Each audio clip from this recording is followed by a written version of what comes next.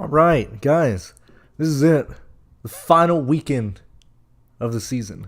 The one that we really care about, that we can actually dive into stuff and build for all three series, because Martinsville is just, play the guys up front. Phoenix blows, so like this is it. This is where the fun. This is where the fun is. As you can tell, I'm moving next weekend to another apartment in this complex, and then next weekend I'm going to be in Austin seeing Kiss on their end of the road tour. So I honestly don't know if I'm going to be able to get stuff out for Martinsville. I'll do it for Phoenix for sure because I'll be in my apartment and stuff. But this is the big Kahuna. This is the big one for us here. When we look at both races, actually, both these races seem like a lot of fun. When we're looking at the contests, the Truck Series one still hasn't filled. It's at 28 right now. Now it's only 3,500 people. Okay, when we're getting to this level of tiny and small, we don't need to hit the optimal lineup. Okay, we don't need to just whack stuff out of the park. Okay, we just need to get a high scoring line, and we need to get a lineup that is gonna possibly outscore a majority of the field. And when we're looking, like, no shit, Brandon. Wow, you're really talking deep today. But when we look at the field, and we look at where they're going to go, we'll talk about practice data and stuff first. But when we look at this race here, there are four. I need to copy this and bring it over here.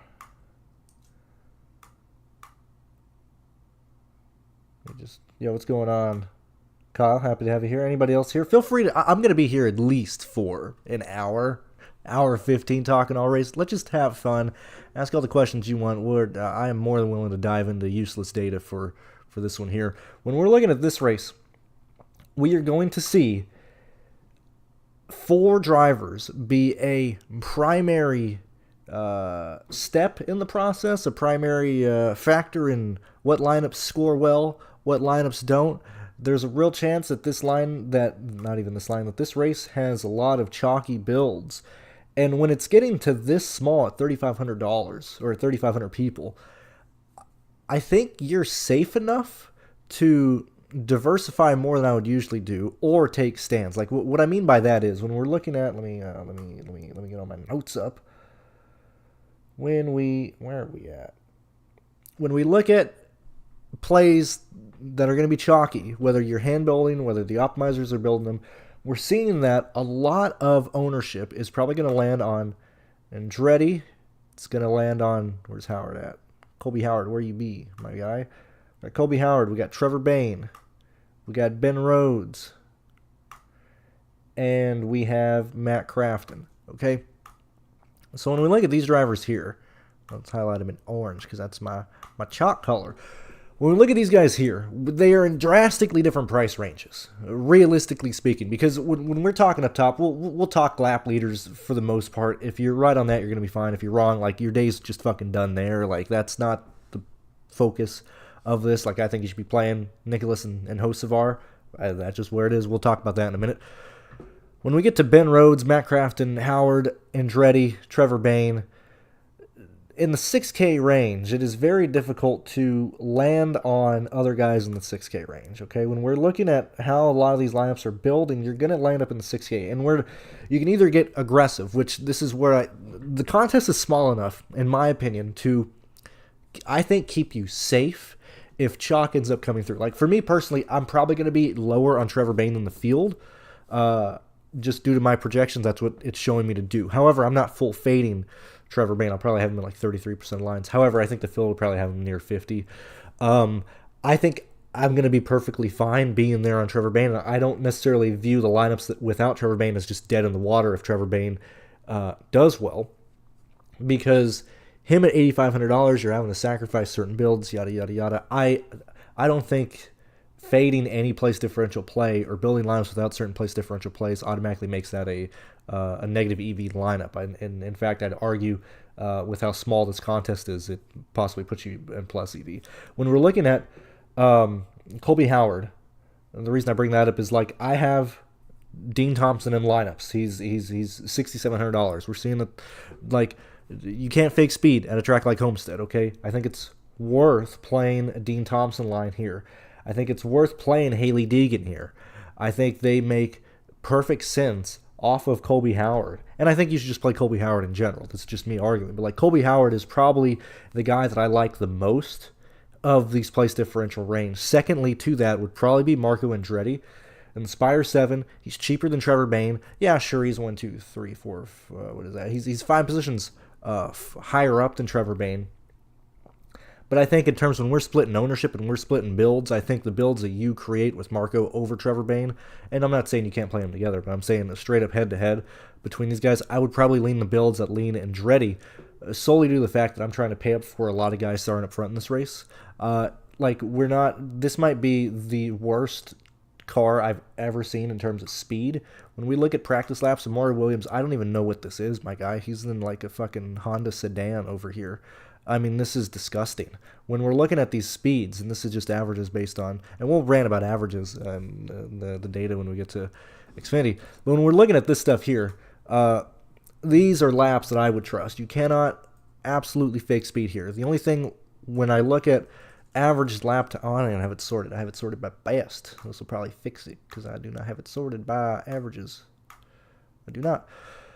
So here, this is what I mean. Like, so Trevor Bayne and Rackley found a transmission issue. They ran 2 laps. That's going to just elevate their average lap time. When we're looking at, not even splitting hairs, when we're looking at faster guys and we see averages this high, is that due to the fact that they just have a faster car? Do they run less amount of laps? Okay, so we see that, you know, laps like this is bringing down Curry, Majeski, bringing down Corey Heim, bringing down Chase Purdy, bringing down Infinger. We have Nick Sanchez, who just ran an eternity. That's bringing his average down. We have to be aware of this stuff. So you can't just like look at average speed and see where they're at, because this is a race to where if you run long runs, it's going to bring your average down. But as I going back, like Amari Williams is like horrific. We see the bottom of the we see the bottom of the starting grid just be pretty slow, okay? When we look at Nicholas Sanchez, ran an absolute long run. As I said, that's why his average is down, but his speed is there. Like, when we look at how drastically different these speeds are, it really limits the amount of, like, plays that we're doing. And so the reason why I'm bringing this up is, like, I'm personally very concerned about Thor Sport and their cars they brought to this car like setup. I think they're just kind of off on the intermediate packages here. So when we're looking at Crafton's speed, you know, high in averages, but didn't run at all. Clearly not happy with the car. Even if you remove this one here, I forgot if it's going to update or not. Yeah, it did. So it moves him like third, so that doesn't really matter. I can just leave that up there. But like Crafton is just not there. We're seeing that Majeski, and the reason I'm bringing this up is because Majeski killed the field last year, and I think we're going to see, at least from what I'm seeing and what I'm hearing, is that Majeski projects very highly on certain sites. We have Zane Smith projecting very highly on certain sites. This is a concern to me when we just look at the speed that this car has. When we look at Ben Rhodes, kind of the same situation here. Looking as a place differential play that people want to go to, like, there's no reason for the averages to be this mid-tier, only running 17 laps.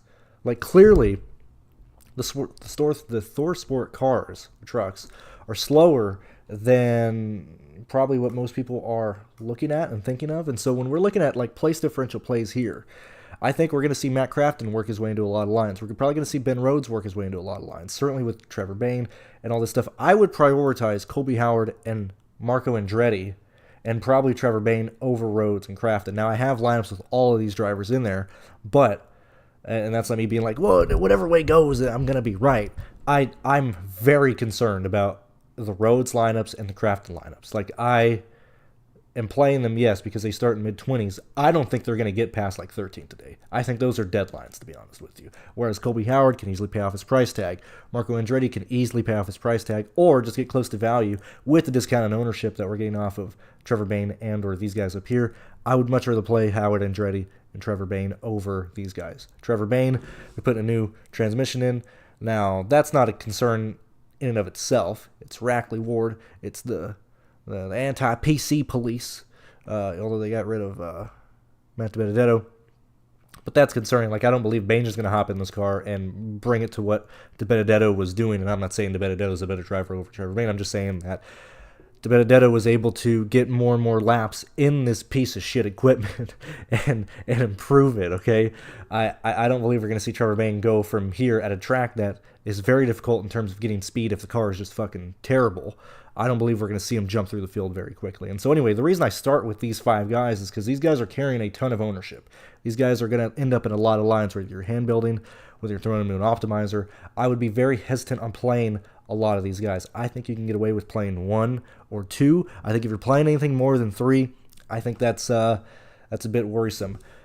On the same situation here, if we have one of these chalk guys wreck out, yes, it's going to shift the field because it's only 3,500 people. That's going to be pretty huge. This race is going to be decided on what happens with these 5 drivers. I'm sorry. That's all it's going to be. Doesn't matter who you have up front. You're either correct or wrong on the lap leader. It's going to depend on what these guys do.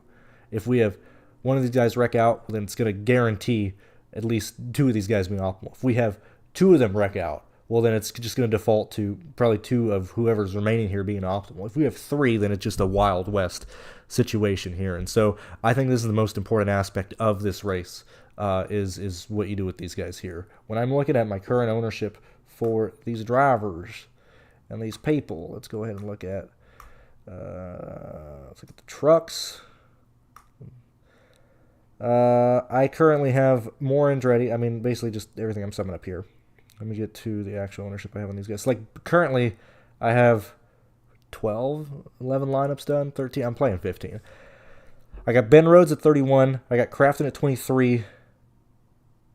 I got Trevor Bayne at 46. I want to bring Trevor Bayne closer to 33 by the time I'm done, and I'm probably going to end up with 25% Rhodes, and probably 10% Crafton. That's probably where I want to fall in line there. Now that we get past that, when we look at these lap times, when we look at these runs, I don't really understand why Ty Majeski, at least he was, still second favorite to win this on DraftKings Sportsbook. I believe he should be between 4th and 6th on that. I believe that Nicholas and Hocevar are the 2 main contenders here. We see that Hocevar has ran the most amount of laps. Also, very quickly, because I don't always like to absolutely talk garbage. Let's get through this here. Sorry that this is very long-winded, but at least I can explain where I'm coming from, and then we'll answer questions and stuff. So, when I can't follow you, man, you're kind of annoying. And well, that's another. I always forget that link is fucking horrible. Where is this boy at? This guy right here knows what he's talking about. I was very hesitant to. Let's find the link here. This truck. Okay. So for the longest time, because I've been pulling all this stuff manually, and I had to. We're gonna go over a lot really fast. They're not sponsoring me. I'm just saying it's saving me time. I was very hesitant to use this data because I had been pulling this stuff for several years, and typically people either get lazy or they get whatever the situation was. So I didn't really necessarily use this year. I was just pulling my own stuff. And as weeks go on, I'm like, okay, does the data that's being uploaded here match what I'm getting? So I want to make sure they're doing the work. At this point, they are. Very quickly, I want to argue. This is not in a negative fashion. Constructive criticism, maybe. I would pay money for this stuff just to save me time. It's free and available. Everybody should be using this. 2 main things. I hate the way this shit is shown. This is my main issue with a lot of websites and a lot of creators, is that I hate the way this shit is shown. Like, there's so much useless data on that. First off, I don't like the fact that he has Texas in here and Charlotte in here. I would not be using those tracks. I can't change that, so if I'm pulling my own stuff, I can just look at the tracks I want to. Second off, there's just so much useless shit here. Like, there's so much stuff here to make it seem like we're doing a lot of work, and we're not. Like, you know what I use? Let's take all this shit off and actually talk about the useful things here. And this is the one thing that I don't like about this stuff, because, like, let's go through here. Let's get rid of everything. Finish start, useless data. Average finish, useless data. Average start, useless data. Running position, not my favorite thing. But like, one of them is like laps finished or something. What I would use from this, save your time, or save yourself some time, Look at driver. Look at top 10 top 10 finishes, fucking useless. That doesn't matter. Anything can change from there. I'm not interested in that. You can look at laps, but why are we looking at the actual total amount of laps? That can be construed depending on if somebody races, if they don't. Like that, that's a useless data point for me. I'd rather just look at the percentage. I'd rather literally just look at this and fast lap percentages. If you're looking at laps led percentage, then it's gonna that's just useless. It just clogs up stuff. So if you're using wintherace.com, because it saves me time. Now, I still do things on the side. Like I would want way more. Like I'd want top 15, and I look at all that stuff as well. And I like seeing the results. But these are the only data points I would recommend anybody using on this website. You got to go through and clear out the fucking columns and go through all that. So anyway, when you look at here, because it's just easier to show you here. Yet again, I would just be using Darlington, Vegas, and Kansas. I wouldn't be using these two. Clearly, that's going to mess up the data points. But just eyeball testing, you can see that this is what I mean. When you take out other tracks, it moves Hocevar up. But for the most part, we're seeing that Hocevar is like the most consistent, fastest guy here. We're seeing that Corey Heim is there, Eka Saints. We all know this stuff. But this is the main thing that I would bring up is Majeski has been pretty dog shit. He's looking pretty. I don't understand why people want to play Majeski in this situation. That was a very long-winded way of getting to why I don't like Majeski. Combine that with how he's been running this year. Combine that with anyway, real fast. Yeah, huge improvement. If you could somehow have me be able to select the tracks that I want, that'd be nice. Then I can really start talking good things. But when we look at how these guys are running at the track, I mean Sanchez, Hocevar, Zane Smith should be the main contenders. As I said, Dean Thompson is actually showing speed. We got to respect that. When we're looking at like Ty Majeski, that's slow as fuck. When we're looking at Matt Crafton, that's slow as fuck. That's concerning. When we're looking at Ben Rhodes, slow as fuck. Like off pace, off the track. Like a clear issue here. All three Thor Sport trucks are running into issues that we have to pay attention to that. So like, why would I want to play so much Matt Crafton? Why would I want to play so much Ben Rhodes when this race has a good chance of going green, good chance of being spread out? I think you need to at least pay attention to the data that's here. When we look, I don't even remember who I was going to focus on. Who else I was talking to? Let me look. I see we got some chats. Let me look at the chat real fast, and then we can go back to this. Thank you very much, AD. I do appreciate it. Thank you very much for the support. For the 6.90. Can you see my horny skateboard? This is for you, man. Thank you for the $6.90. What's going on, Steven? What's going on, Andrew B? I don't think, yeah, you can't really see. That's kind of, let me see if I can get this out of the way. Let's see, because I had to put something in the background real fast. Are you able? No, you can't. It's a cool little board. Anyway, let's continue to go through the chat really fast. How about Raj Karuth? I'm not playing Raja, so when this is a pretty big fall off. This is first off, we're gonna have fall off everywhere, but we're trying to pay attention to where people fall off relative to what they're running early in the run, and then compare it to who they're racing with directly. And Raj Karuth has fallen off too much for me to be in play, because that guy is starting. I mean, it's starting 13th. He most likely falls to 14th to 17th in this race. That's I'm not gonna end up playing a situation like that. Let me see what else is going on here. Favorite two 10K drivers. Okay, well that'll segue into the picks. Who do I like? Who do I want to play?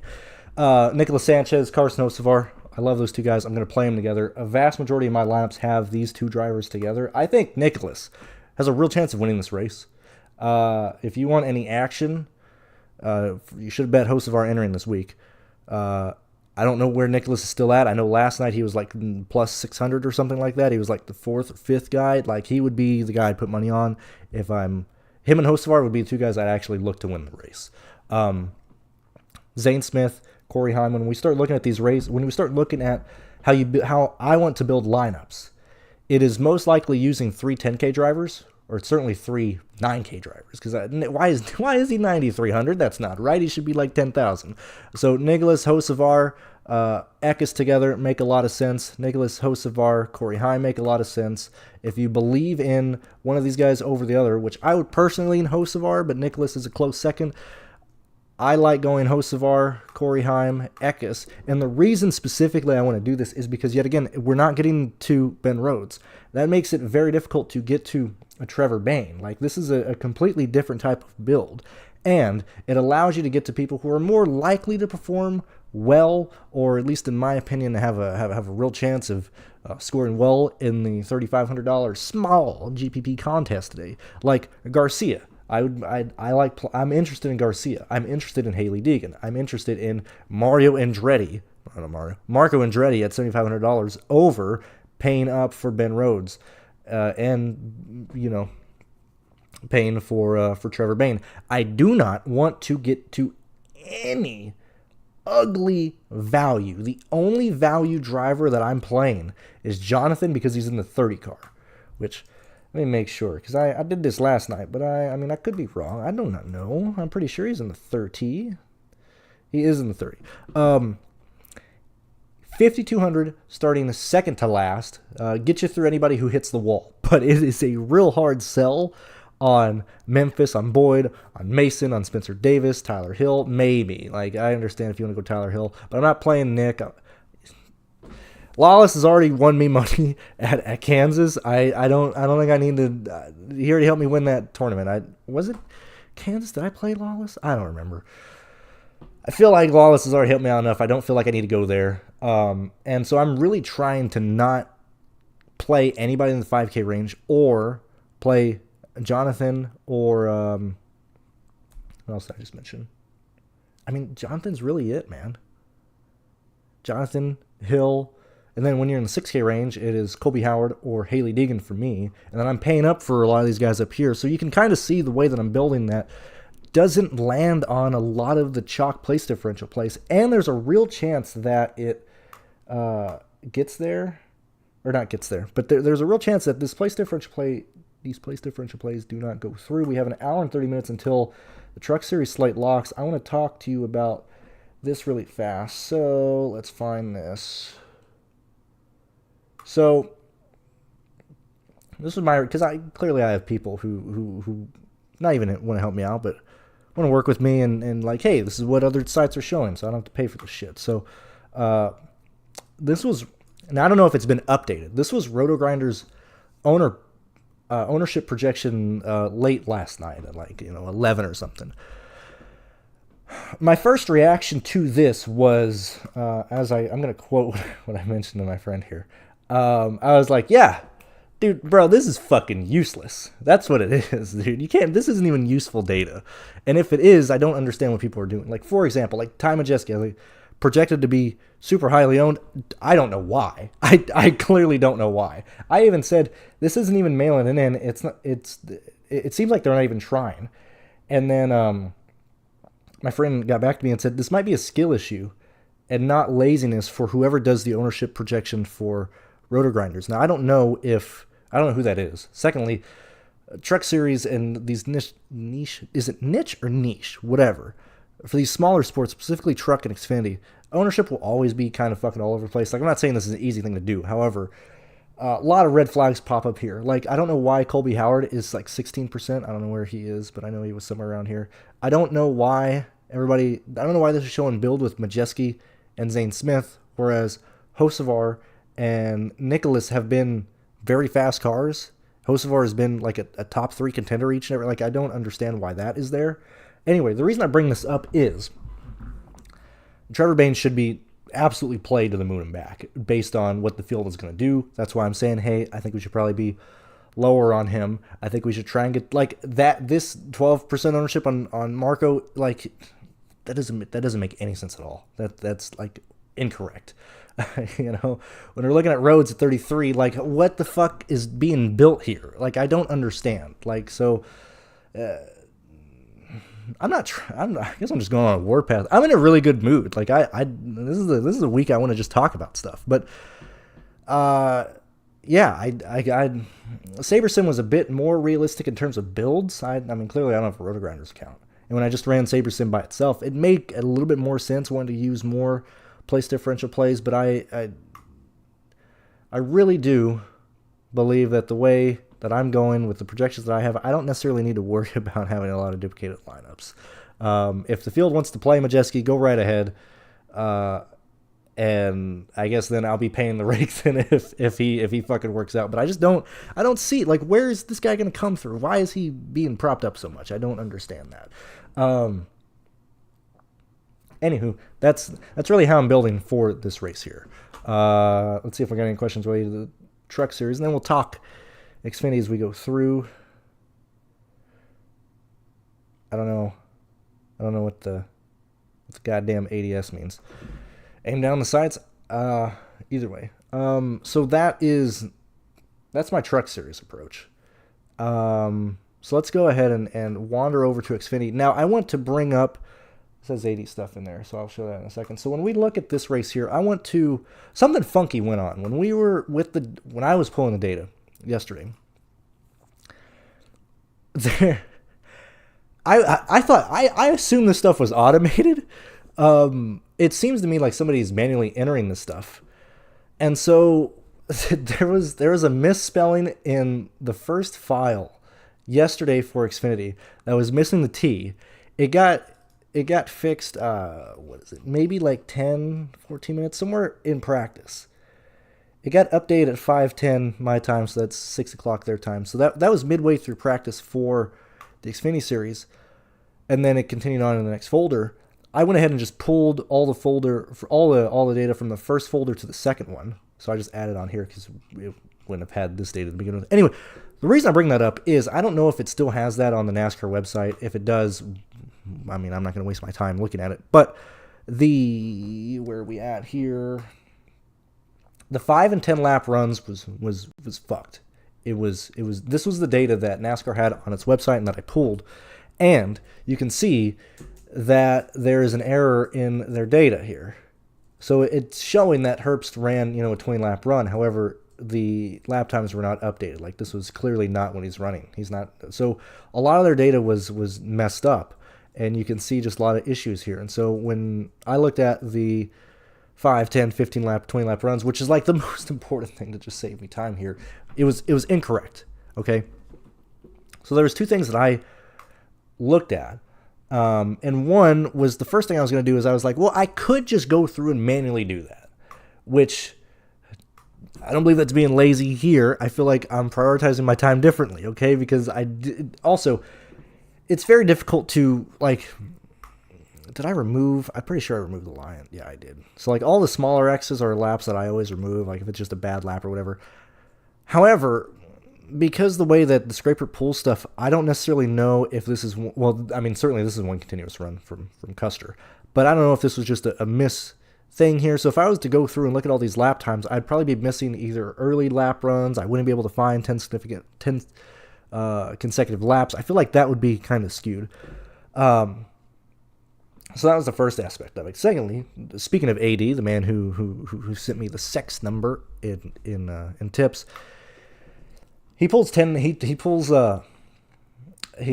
ranks the fast laps in his sheet, which I would recommend everybody just look at if you ever lose it, if you ever can't pull your own stuff, whatever the case may be. He always has that stuff up. Or if I can't pull it, because I always show it for free on here, my own stuff. But anyway, he always pulls a lap time. I just like mile per hour, but I also like it because I don't remember how to change my scraper to pull lap time. I just have it with mile per hour.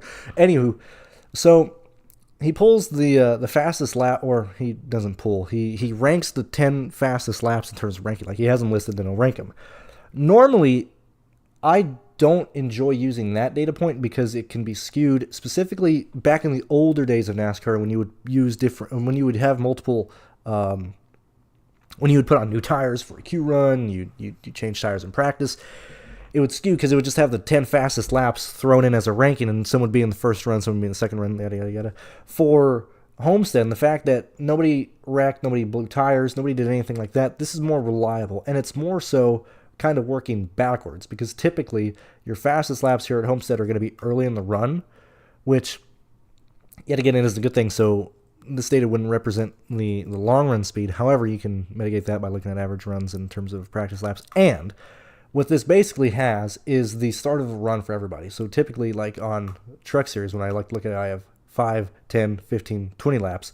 We're kind of just working backwards here in terms of visualize. This is how my brain works. If I'm ranting a lot, that's why. But I'm basically working backwards to where, okay, this is the number I want to look at in terms of average run here, and then this is, they fell off, or they went this way. Like, this should be the very start of the run. Everybody should run their fastest laps the first 3 laps at Homestead. That's just how it is. Thank God this happened at Homestead and not some other track that had no fall off. Next fastest lap should be significantly, or should be right after the first 3, and then, so we're basically working backwards here. Anyway, that was my workaround. I was perfectly fine using that and not having to go through and pull all the data to fix NASCAR's lazy-ass mess up or whatever. And so when we're looking at these laps, which I'm perfectly fine looking at, we see that Cole Custer is just faster than the field. That's just how it is, ladies and gentlemen. This guy is so fast. He's gone. He's absolutely leaving the field. I'm going to have 100% Cole Custer today. When we look back at last weekend at Las Vegas, now, as I stated in the Cup Series video, I don't like that from a content creator standpoint because I didn't mention Riley Herbst at all in the video. Typically, I try and mention people that I usually do a good job at mentioning people I'm going to play. It just so happened I didn't mention Herbst last weekend. I didn't expect to play him.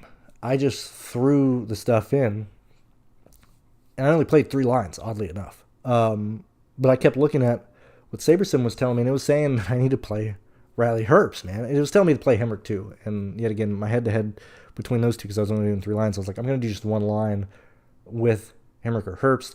I trust Herbst more, just to end up backing into almost optimal. I think we finished like 20th. I think we finished 3rd in the 3, like 22nd in the 10, somewhere around there, whatever the case may be. And the reason I went with that is because when we look back earlier in the year, we had Herbst being very fast, certainly faster than Cole Custer as he got back into the rhythm of things. And if you like Cole Custer, you should like his teammate, which you should like that anyway. If you like Kyle Larson, you should like Hendrick. Also, I don't have Cup Series Q on, so if anybody dies or something stupid happens, I'm unaware of that as I'm speaking right now. But like, typically, if you like certain, not even percentage, if you like, same thing with ThorSport. I don't like ThorSport today because they all seem slow. If you like Cole Custer, I think you should like Herbst. Like, they're clearly leaning into a good thing. They understand their intermediate program. And you back it up of where Herbst left the field last weekend. We're seeing that Cole Custer is like head and shoulders above the field. Okay, in similar practice conditions compared to the race today, I'm doing 100% Cole Custer in my 15 lines, and I'm just going to build differently from there. If Cole Custer dies, wrecks out, it clearly, I'm not having a good time. But that's where I'm at there in terms of lap leader. And I think there's a real chance that Cole Custer leads a good portion of this race and has the most fast laps. The secondary guy on that, to me, is Herbst getting fast laps and or Nemechek getting fast laps. Nemechek can also get the lead on pit lane, but that's going to require lap cars to not be in between them when they come to the pit lane. Like, clearly, they're not going to have lap cars in between them entering the pit lane. But, like, when we have a stage break or whatever, it's probably going to be Custer, probably 1 or 2 lappers, and then Nemechek. And so, like, the advantage that, like, Nemechek will try and close the distance up, but by the time they enter pit lane, Cole Custer should have the advantage entering pit lane and should be able to maintain the lead off of it. I would envision Nemechek being a guy who can get the lead on pit lane. I would envision Herbst working his way up there, probably coming in second. The reason I'm bringing this up is because we're trying to determine fast laps at this point, because I'm envisioning this race as Cole Custer leading the race. Like, if he leads more than 80 laps, I'm not really concerned about what happens past that. So we have Cole Custer leading the laps. Who's going to get the fast laps? Well, it's probably going to be Cole Custer as well. But the ones that he doesn't get, he's in traffic, wherever the case may be. Who's getting those? So it's probably going to be Nemechek. It's probably going to be Herbst. There's really nobody else here in terms of, like, having a fast car. Like, Sammy Smith is going to be in traffic. I got to look around. So, like, Sammy Smith is... Well, he's going to be in 5th. So traffic wouldn't necessarily be a big argument there. Hemrick has a good car, starting mid-pack. Great place differential play. I don't envision him getting fast laps. At this point, we're seeing like this. Look at this. Look at these. Look at this. Cole Custer's on his own fucking planet. Like, this dude is way fast. Like, the reason I'm bringing this up is like trying to project who's going to get fast laps outside of Cole Custer when he doesn't get those laps is a very small amount of drivers. Like it's a pool of like 5 people that you could realistically project fast laps for in this race. It's basically these guys up here. So when we're looking at builds, and I have my camera here. I have to keep looking over. When we're looking at how I'm wanting to build for the, let's copy this here, and I can look at my lineups because I do not remember where I'm going. So as I said, I got a ton of Cole Custer today. I'm looking more so at drivers who are gonna. Let me check this stuff here. I'm more so all over the place in the Xfinity series. Trucks I'm building very similar to the lines. Xfinity, I have them way more spread out because I'm using a lot of the balance lineup. So in the truck series, I would argue that you need to use quite a lot of Nicholas Hocevar, Corey Heim, Eckes together. Whereas in this race here, if I'm projecting Custer to just kind of kill the field, we don't necessarily want to keep paying up for people.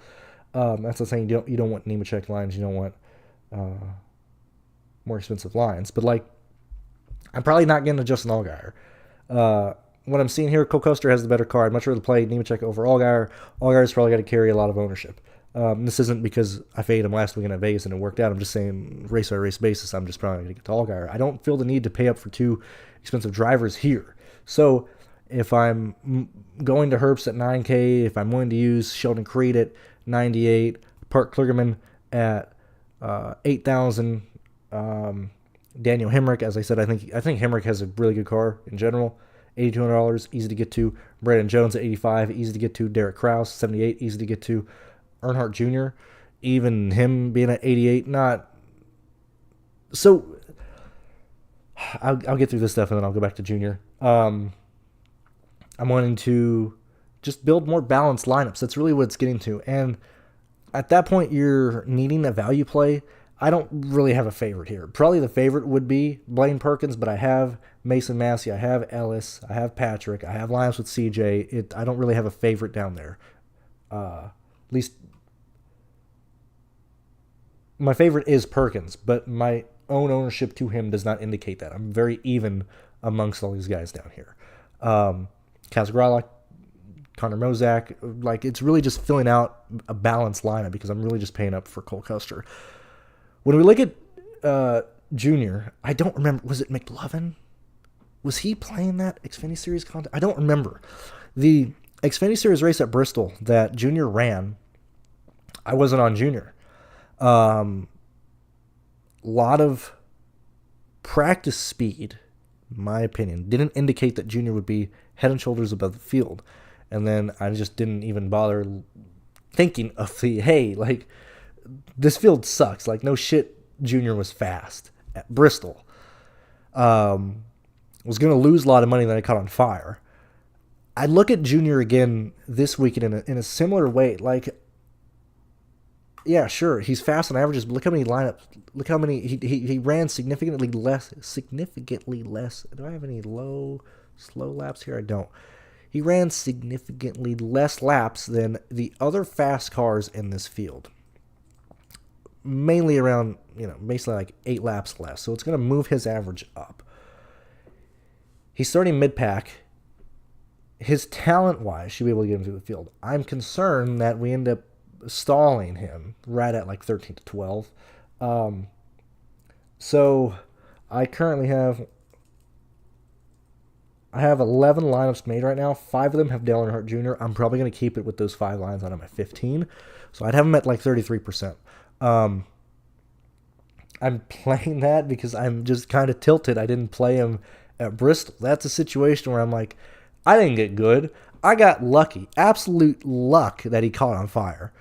Because I was absolutely wrong. I don't necessarily want to be caught in that again because Junior and his CTE mashed potato brains are still better than a good amount of these drivers. He's starting 23rd. He knows what he wants to do with the car. Is he going to win this race? Hell, and he's not winning this one. He's not going to get a top 7 in this race. But I think Junior is a very similar play to Kraus, to Jones, So removing the name, like you kind of just want to be evenly exposed to Jones, Kraus, Grawler, things of that nature. Anyway, going back, I'm building a very balanced lineup this weekend for the Xfinity Series. So yeah, that's kind of both my approaches for both of these races. Let's see what you guys are saying here, and then we can continue going through. Yeah, he is going to get so interesting that you mentioned that, because I did look at this earlier with his bum spot. I looked at it last night and I don't remember. I'm pretty sure he has people who are going to be a lap down in front of him, because that can negate, like, if here, we'll look at this together. We gotta go a long way. I could go to J-Ski too, but I don't want to do that. So let's look at where Nemechek is at. 2020, I don't remember. He does have a bun spot. He's right behind Sammy Smith. That's a concern. When I looked at this earlier, yeah, that sucks. That's a big concern. Big hindrance towards Nemechek. Luckily for me, where am I at? Out of my 11, I got him in 4. Perfectly fine with that. But that is a big concern. I was originally imagining, because I did remember he was going to have a bum pit stall selection. Actually, he had to have the last one, or there was just nobody in front of him that they projected that they were going to be a lap down. That's interesting. I really thought he would have been behind somebody a lap down, so that's certainly a negative in terms of Nemechek's upside. Let's see. Let's go through here. Westcut real fast. I would prefer Eckes over Zane Smith on Truck Series, but that's just me. I'm a JR. Oh, Jordan Anderson. I don't even respect JA as like a racing organization. I was like, what the hell is a jar car? It's Jordan Anderson. I would take Jeb Burton, because he's shown us. I mean, they're going to be similar in speed. We've seen Jeb Burton be able to move through the field slightly. He offers more place differential. I would just prefer Jeb Burton over Parker Retzlaff in those two situations there. Yeah, so, which, thank you, Andrew. Or not thank you, but like, yeah, that, anyway, that's why I went on that long-winded thing of like, this is why I think this happened. This is why I think the average is broken, things of that nature, because that was a real concern. Let's see. So, yeah, those are basically my takes for both of the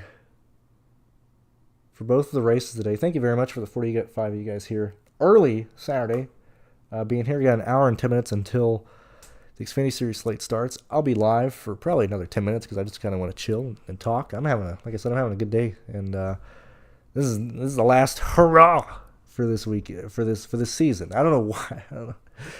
I come here and I'm like, championship weekend. I'm ready.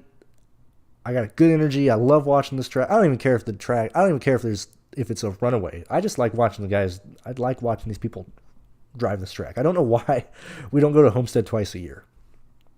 But all that's gonna be gone. This race ends and I'm like, oh, we're at Martinsville. Oh, we're at Phoenix. Like this is the last like fun weekend there is. That's why I'm fucking building a lot of lineups for all these races here. Almost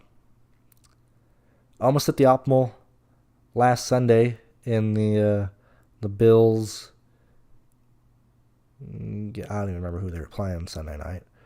But almost at the optimal there. So I had a really good week. So I'm kind of free rolling this weekend. Certainly for the Cup Series, because I already had stuff squared away for Xfinity and Truck Series today, but I'm kind of free rolling tomorrow's Cup Series race. That's kind of why I'm like, I want to do a lot of lives. Let's do this. But yeah, I'm trying to think of other things. Let's see. Any other questions we got to go off of? Zane or Corey Heim? I would probably go Corey. When we're looking specifically between those two guys, so the way that I look at it is I don't necessarily love either of them to win the race or get fast laps. So then it goes directly to who offers more place differential play. Like truly, like when I'm like, I don't really prefer Zane Smith or Corey Heim. If I'm playing one of them, I'm building a lineup with them in mind, so it doesn't necessarily matter what the discount is off of Zane Smith. Because like if I'm building the Zane Smith line, then I'm clearly prioritizing him over Corey Heim in that instance or in that lineup. And so, like head to head between those two guys, I would prefer Corey Heim because we've seen him be much more consistent. Also, I didn't realize Corey was in a Tricon car for a Tricon truck until Talladega. I'm really embarrassed to admit that. I was like, who the hell is Corey even racing for? Who cares? Doesn't matter. He's fast. But like, I was like, wow, Corey's in a Tricon car. I couldn't believe it. That like blew my brain. Secondly, real fast, can't believe Greg Van Alst like broke a vertebrae and like that news wasn't out there at all. Secondly, they outlawed starting parks. They haven't fined anybody, but they have been extremely hard in their wording behind the wall, behind SiriusXM NASCAR Radio, behind all these dumbass reporters who aren't saying this. NASCAR has been very, very aggressive telling these teams, do not bring a starting park car. You will be punished in some form or fashion. How did I not hear about this? How did I not hear that? But yeah, so like that, keep that in mind. So like it's not in the rules, but it is outlawed. Like you're going to be punished a lot. Like NASCAR is going to fuck you over in some form or fashion if you start and park a car. So that's why we don't have a full Truck Series field, because the Ream guys are not going to start and park. Like Tim Means is not going to come here and start and park anymore. Like that's a major thing that I haven't heard anybody talk about. Thank you very much, Andrew. Does Custer dominate? That's how I view it. Any Ryan Newman today? I haven't made any Newman lineups yet. I don't believe I necessarily need to get to him, because he is... I don't even know where the hell this motherfucker's starting, dude. Starting 24th, 26th, fastest laps, averages. I mean, he's getting what he needs out of that. You know, if he finishes 20th, that's a good day for him, and that's really all Carl Long needs. Now, in terms of equipment wise, clearly he's going to get the best that Carl Long can get, the absolute biggest amount. But yeah, the major thing to look at, let me see if I can pull this up, is the driver standings for the Xfinity Series. And we are looking at the 20 range here. So I gotta figure out laps behind. So we're looking at, this is so fucking stupid. So this is behind leader, which is useless. It should have, I wish, yet again, my other complaint should be behind car ahead or behind person ahead. So this is a pretty close battle here. We have Jeremy, we have Kyle Sieg, Anthony Alfredo, Williams. Well, I'm so bad. I'm such a vegetable when it comes to math. People think I'm so smart, and I'm so fucking stupid. I need calculators for like everything. But this cutoff at 20, this is $80,000 for finishing here at the end of the year. We have 2 races left. Do they race? I don't even remember. That is not. Yeah, so Xfinity Series races Phoenix and Martinsville. The $20,000 or the $80,000 bonus is for whoever finishes 20th. I would assume that Anthony Alfredo will end up getting past Kyle Sieg, but they're racing for like real cheddar here. They're racing for real money here. I want to bring that up because Anthony Alfredo, in terms of not the greatest thing in the world, but like not horrific. This is what's more impressive. Now this includes people who like DNF'd and stuff, but like that you gotta respect that. So we can put Anthony Alfredo probably projected to finish 25th to 20th, but when you look at where he's starting, like Alfredo at starting 31st is probably gonna pass 5 or 6 cars in this race. Yet again, bringing that back into what they're actually racing for here. Like we need points, and they're specifically racing against Kyle Sieg and Jeremy Clements and Josh Williams. Like they need to have good races. I typically like leaning into situations like this. So like Anthony Alfredo today, starting 31st, 63. I'm probably gonna have more Alfredo than I normally would. Is he even sponsored this weekend? I don't even know. Let's take a look. What is Ramen Noodle Boy? Yeah, okay, he's got a real wrap on the car. Also, did you guys hear that the wraps for the Cup Series is $6,000 a car? That is ridiculous, dude. no reason that should cost more than 3. I don't like. You want to talk about wasting money on a $6,000 wrap? That's insane. That's fucking nuts. Stephen Reynolds, thank you very much for the super chat and the support and always being here. I always see your name here and there. So thank you very much for that. You and AD are the backbone of the stream, supporting the work, supporting the effort put in, supporting all this stuff. So I do appreciate that, guys. Chandler Smith, yes, I will have Chandler Smith. Much tougher sale for me. Like Chandler Smith is competing directly with Hemrick, Jones, Derek Kraus, even Junior. In situations where some of these guys can't move up or Junior fails or whatever, I think you should have exposure to Chandler Smith. What is my current exposure to Chandler Smith? I currently have him in 2 of my 11 lineups. That'll probably be kind of where I stop. It'll probably just be like in 2 lineups, but I think you should probably have Chandler Smith in at least a few lineups. If you're doing a lot, if you're doing less than like 10, I don't see a reason to. How are these contests looking? They filling up yet? Let's see. Truck Series. All right. I wish it was bigger, but I guess people just don't give a shit about the Truck Series anymore. That sucks. All the contests are still available. We got F1 this weekend as well. I can talk about that tomorrow. Like, seriously, because we're at Homestead. Like, I don't care about football at all. I'm not even. I will go head to head with football streams tomorrow because this is the last fun race to talk about. We can talk about F1 as well tomorrow. Let me know if you guys want to do that as well. But all these contests are so small this weekend. Unfortunate. I think that's mainly it. I think I've covered about everything I've wanted to cover. Been here close to an hour. So this is straight up. When the stream goes downhill, I don't know why. Because, I'm packing, I'm running around getting stuff. And so I'm just like, I'm walking around and then I'm like, that's a really weird statistic to try and think of. I don't know why I thought about it, but I need your guys' help. How many female drivers have raced in NASCAR since DFS NASCAR started?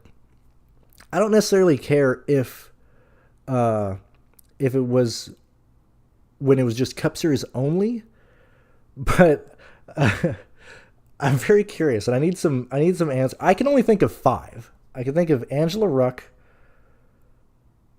Danica, Natalie Decker, Haley Deegan, the ARCA chick that's racing. No, Jennifer Jo Cobb. So that's 6.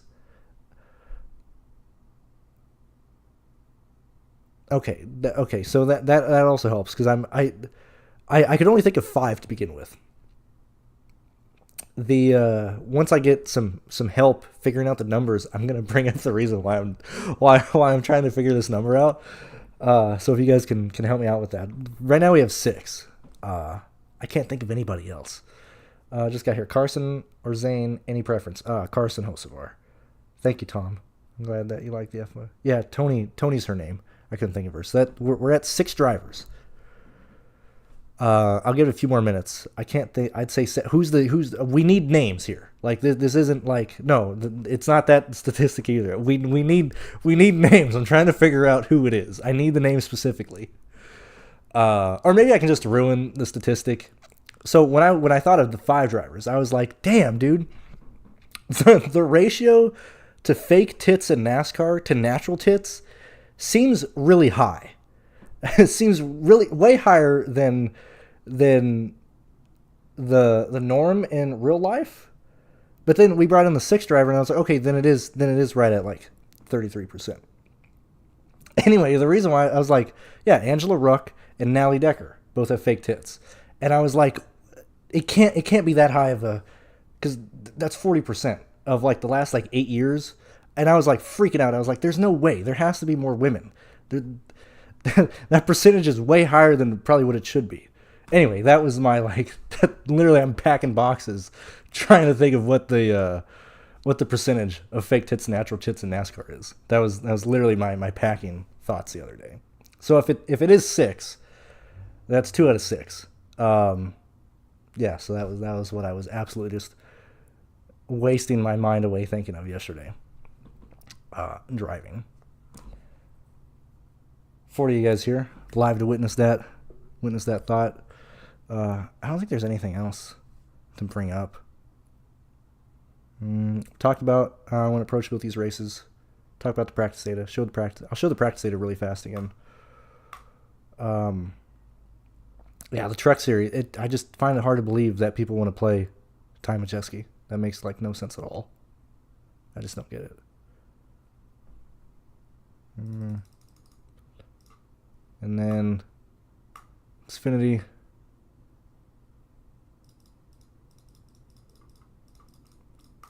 Yeah, that's mainly it. That's about where I'm at. I see no comments, no response, just pure embarrassment from the entire viewing community here. So I'll go ahead and end the stream here.